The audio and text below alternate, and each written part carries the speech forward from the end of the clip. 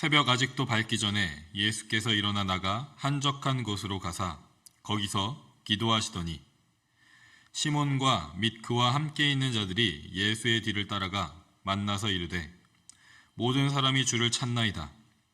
이르시되 우리가 다른 가까운 마을들로 가자. 거기서도 전도하리니 내가 이를 위하여 왔노라 하시고 이에 온 갈릴리에 다니시며 그들의 여러 회당에서 전도하시고 또 귀신들을 내쫓으시더라.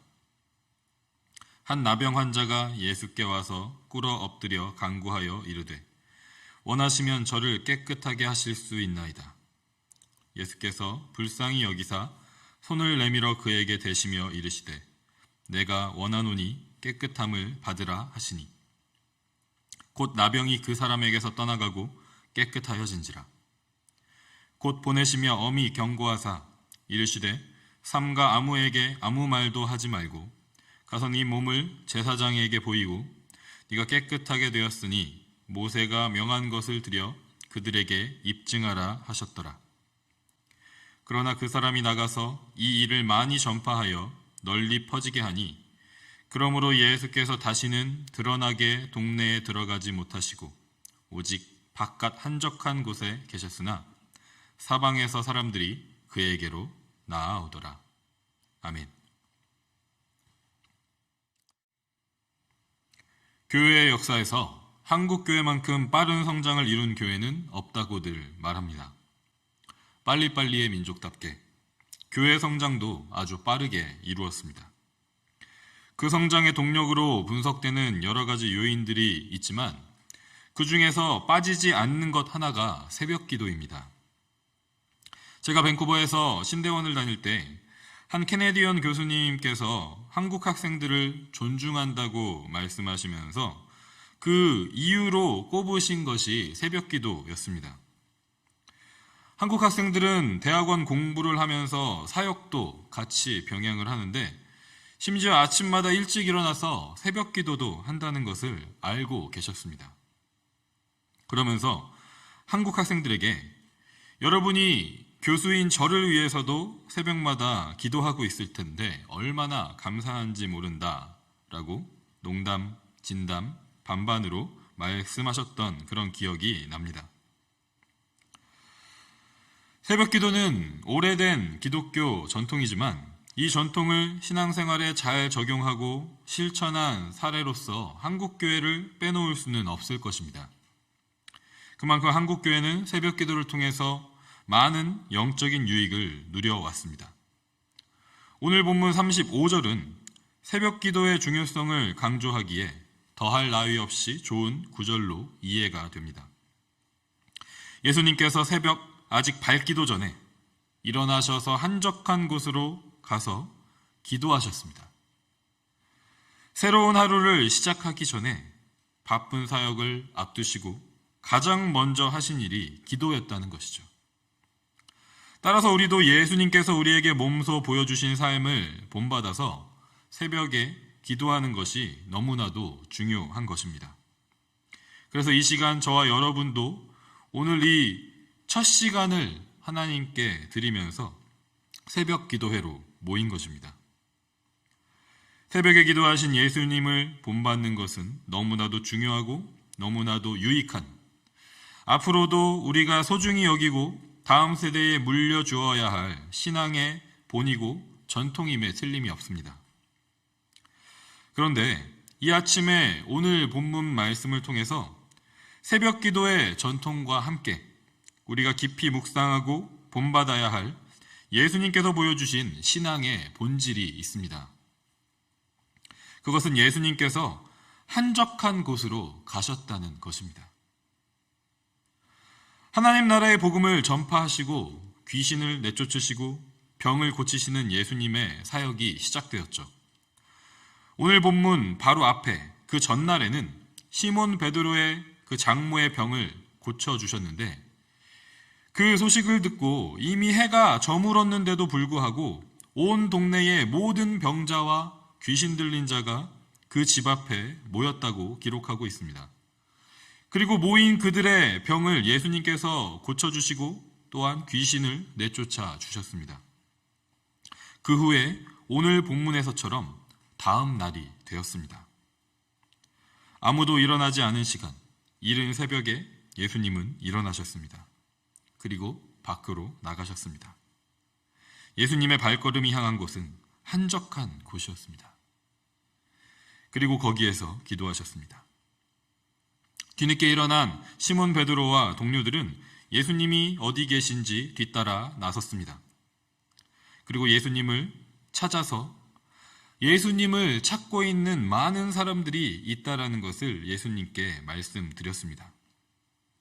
그런데 예수님은 자신을 찾고 있는 사람들에게 가자고 말씀하시지 않고 오히려 다른 여러 마을들로 가자고 하시면서 거기에서도 전도하실 것이라고 말씀하십니다. 이 말씀을 통해서 우리는 예수님의 복음과 사역의 본질이 무엇인지, 그 궁극적인 관심이 어디에 있는지를 깨닫게 됩니다. 귀신 들린 자에게서 귀신을 내쫓아 주시고 병든 자의 병을 고쳐주시는 것은 분명히 놀라운 능력이고 기적이지만 본질적으로는 일시적인 현상일 수밖에 없습니다.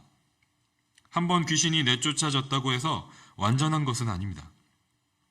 예수님께서 말씀하셨던 것처럼 귀신 내쫓음을 받은 후에 그 귀신이 더 악한 귀신 7을 데리고 다시 들어간 사람의 이야기를 우리는 알고 있습니다. 병고침은 너무나도 큰 은혜이지만 한 번 병고침을 받았다고 하더라도 같은 병 혹은 다른 병에 걸릴 수밖에 없는 것이 우리의 연약한 인생입니다. 그리고 결국 어떤 이유로 해서든 죽음을 피할 수 없는 것이 우리의 인생이라는 것을 잘 알고 있습니다. 그렇다면 예수님께서 행하신 귀신을 내쫓고 병을 고치신 사역을 우리는 어떻게 이해해야 할까요? 예수님의 사역은 그분이 악한 영의 권세로부터 우리를 건져내셔서 영원한 승리로 이끄시는 분이시라는 것을 나타내고 있고, 우리의 연약함을 치유하고 회복하셔서 영원한 생명으로 이끄시는 분이심을 증거하고 있는 것입니다. 기적의 결과는 눈에 보이지만 아주 일시적인 것입니다. 따라서 이 기적은 결국 지금은 우리 눈에 보이지 않지만 영원히 존재하는 것을 비추는 거울의 역할을 할 뿐이라는 것입니다. 하나님께서 우리에게 주고자 하시는 가장 좋은 것, 영원한 하나님의 나라와 그 생명을 맛보게 해주는 도구일 뿐이라는 것입니다. 그런데 지금 많은 사람들이 예수님께로 모여든 이유는 눈에 보이는 일시적인 그 기적 때문이었습니다. 그들에게 지금 당장 필요한 것은 그 기적을 베푸시는 예수님의 능력이었던 것입니다. 그것 자체가 그들에게는 복음의 전부였던 것이죠. 일시적인 문제를 해결해 줄 수 있는, 일시적인 필요를 채워줄 수 있는 예수님의 능력이 그들에게 필요했던 것입니다. 우리 인생의 산재에 있는 일시적인 문제들이 해결되는 것은 매우 중요한 일이고, 또 당장의 어려움과 아픔, 고통과 배고픔이 해결되기를 원하고 바라는 것은 매우 당연하고 자연스러운 우리의 갈망일 것입니다. 하나님께서도 그러한 우리의 필요를 아십니다. 예수님께서도 그러한 우리를 긍휼히 여기십니다. 그래서 귀신을 내쫓아 주시고, 병을 고쳐 주시고, 먹을 것을 주시고, 듣지 못하는 자를 듣게 하시고, 보지 못하는 자를 보게 하셨습니다.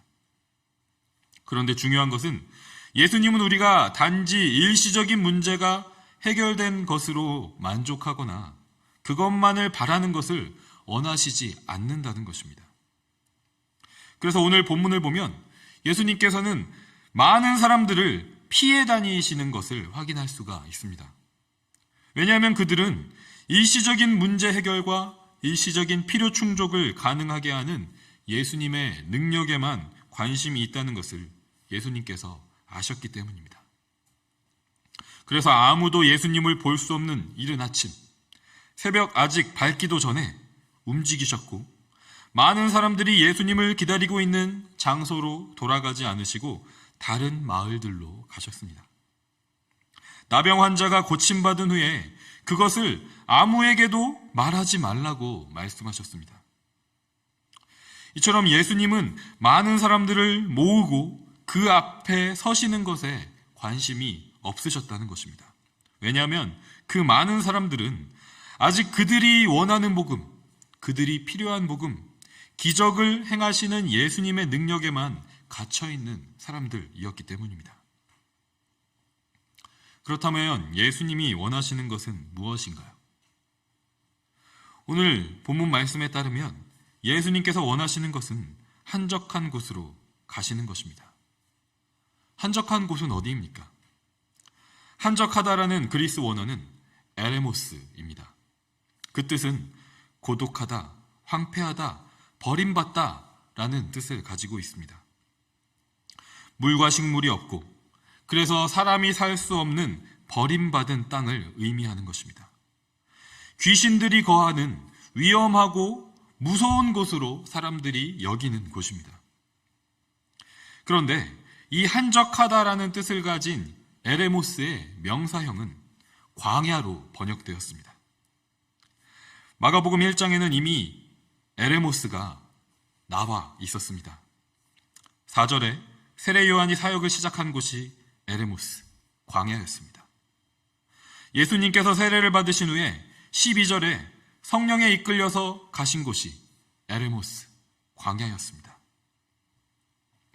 한적한 곳, 에레모스, 광야는 사람들이 주목하지 않는 버림받은 곳이었지만 역설적으로는 그래서 하나님의 말씀이 선포되는 곳이고 하나님의 음성을 들을 수 있는 곳입니다.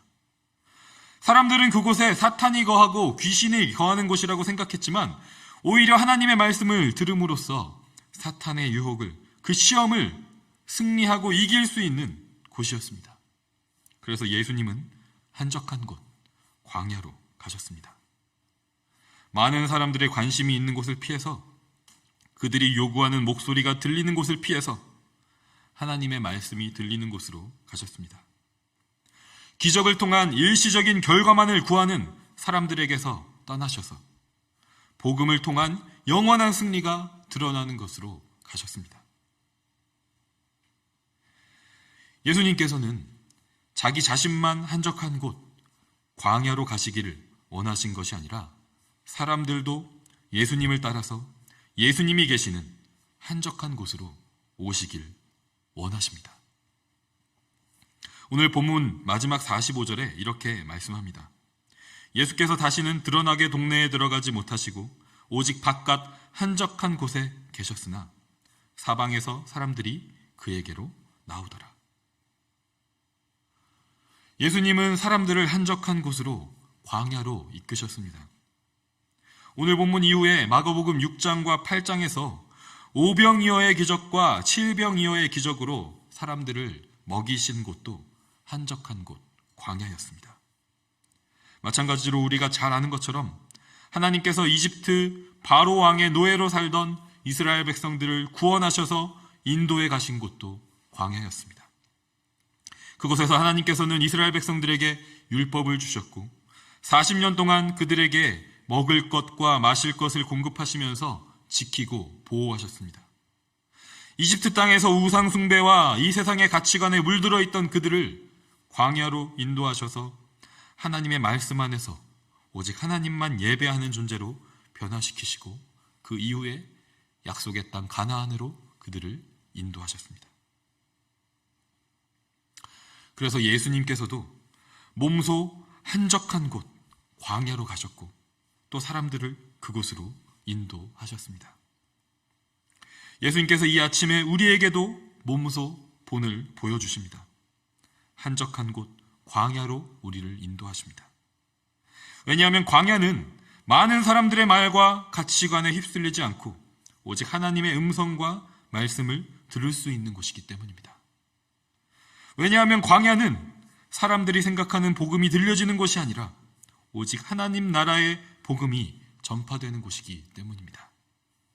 예수님은 이 세상이 원하는 복음이 아니라 가장 좋은 복음, 완전한 복음을 전파하기 위해서 새벽 아직 날이 밝기도 전에 한적한 곳 광야로 가셔서 기도하셨습니다. 새벽 기도는 우리 한국교회에 잘 뿌리내린 정말 소중한 신앙의 전통입니다. 예수님께서 보여주신 본을 따르는 아주 귀한 믿음의 실천입니다. 그런데 이와 함께 우리가 본받아야 할 예수님의 모습이 있음을 오늘 말씀을 통해서 우리는 함께 깨닫습니다. 그것은 한적한 곳으로 가는 것입니다. 광야로 가는 것입니다. 많은 사람들의 관심과 주목이 있는 곳이 아니라 오직 하나님만 주목할 수 있는 곳. 많은 사람들의 말과 가치관에 휩쓸리는 곳이 아니라 온전히 하나님의 말씀에만 귀 기울일 수 있는 곳. 내가 생각하는 복음이 아니라 완전한 하나님의 복음이 전파되는 곳. 일시적인 문제의 해결과 일시적인 필요를 채우는 것으로 끝나는 기도만 하는 것이 아니라 영원한 하나님의 나라를 기다리고 소망하면서 오늘 그 나라를 세우고 확장하고 살아갈 수 있도록 성령의 충만함을 구하는 곳. 바로 한적한 곳으로, 광야로 예수님께서 가셨고 우리를 또한 그곳으로 부르십니다. 그곳으로 가는 우리들이 되기를, 예수님을 따라 그곳에 성령님과 함께 거하는 우리들이 되기를 주님의 이름으로 간절히 소망하고 축복합니다.